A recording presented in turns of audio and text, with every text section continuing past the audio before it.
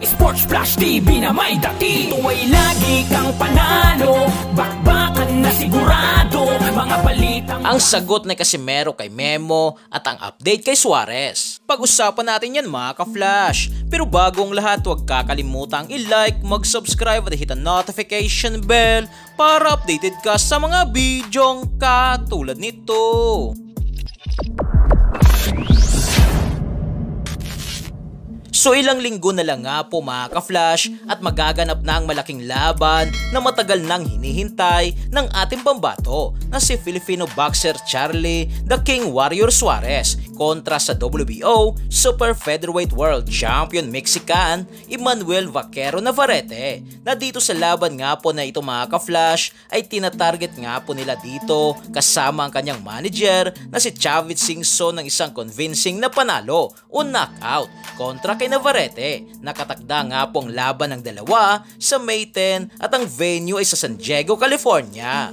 Habang sa kabilang balita nga po mga ka-Flash, matapos nga pong bumanat ang dating strength and conditioning coach ni former 3 Division World Champion Angas ng Pinas, General Cuadro Alas Casimero, na si Memo Heredia, na sinabing matapos nga po nitong bigyan ng 3 magagandang panalo si Casimero na nasayang lang araw ito dahil sa nakinig lang ito sa kapatid nitong retarded na si Jason Casimero. Nadagdag pa dito ni Memo Heredia na ang Casimero versus Inoue never will happen. Kaya dahil dito ay hindi nga po napigilan ni Casimero na hindi sumagot sa post nga po ni Casimero sa kanilang official Facebook page na Cuadro Alas It's My Boy. Ay sinabi nitong, Memo, ang dami mong hawak na mga Pilipino boxer. Na ang tanong dito ni Casimero, nagtagumpay ba? Lumakas ba? FU. Suminura nga po dito ni Casimero ang kanyang conditioning coach na si Memo Heredia.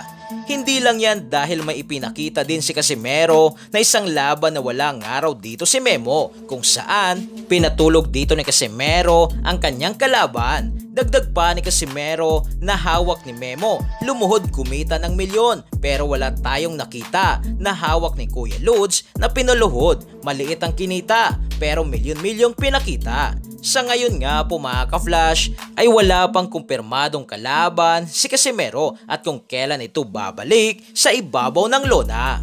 So yan lang para sa ating balitang boxing. Ano ba masasabi nyo tungkol dito? Para sa inyong komento at reaksyon ay komento nyo na sa baba. Hanggang sa muli, ito ang The Sports Flash TV.